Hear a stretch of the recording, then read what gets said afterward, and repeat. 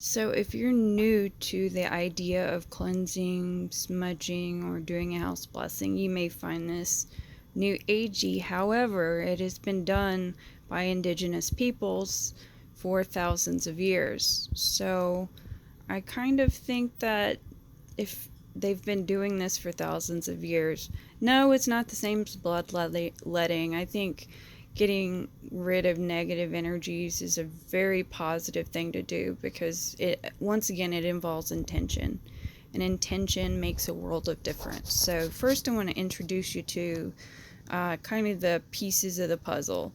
So you've got white sage, and this was bought from another small business, Power of Three by SKV, that I met through Instagram. And I also bought a stick of Palo Santo from her. She's a good business to work with, and her white sage bundle, it works really well. And the Palo Santo lights well, and actually, this is lavender, which also kind of goes, well, really it goes with the sweetgrass. But so you've got your Palo Santo, and this piece specifically is something you light to get rid of the negative energy. So I'm sure people have different techniques. I try to do it at the very least once a month, most often twice a month. And when things are seem super negative, like there's a lot of stuff going on in my life right now, sometimes I do this daily just as a meditative thing, and also do this to kind of cleanse, get the ick out of my energies. I mean, I that's a weird way to say it, but really I feel like it helps. So this is to get rid of the negative energy. White sage. There are different kinds of sage, so I would say if you're just doing this, just beginning, I'd stick with white sage.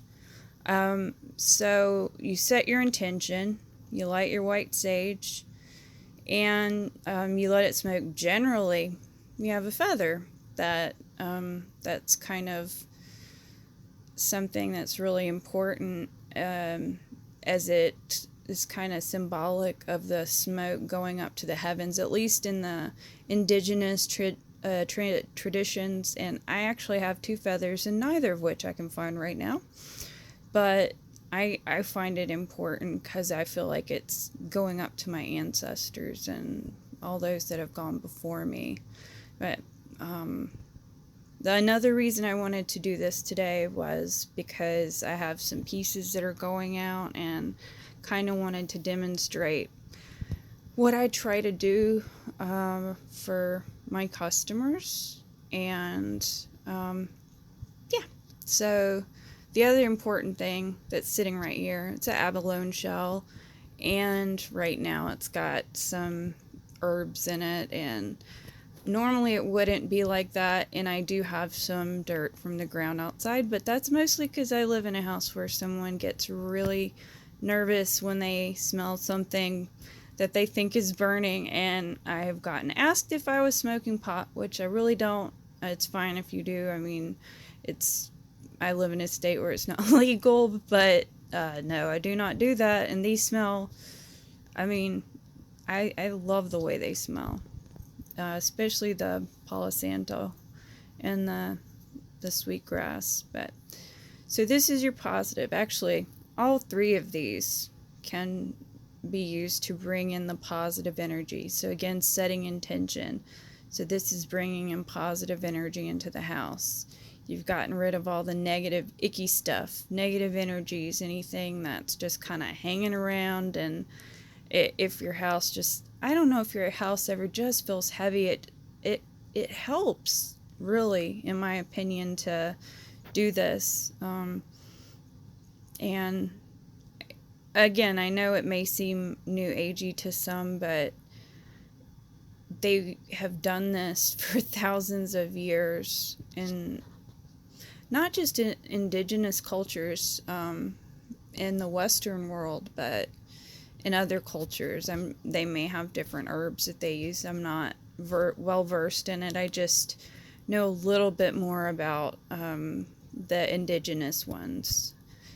So I also got a Palo Santo stick and this sweetgrass bundle from Mother Earth Customs, and she was really great to work with. She's located in Canada, so I kind of wanted to do this for her as well.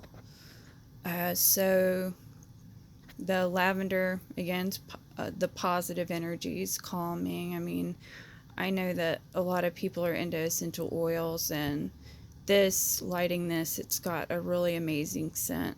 So the thing with the belief with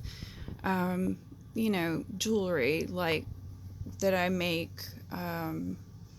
it I mean, it can pick up energies. So I feel like it's important to kind of clean that off, and send it on its way in the most positive state possible. And yeah, that's basically my intention with that. So again, there you have it. Oh, and a lighter, or actually lighter candle, little dollar store tea lights are good too.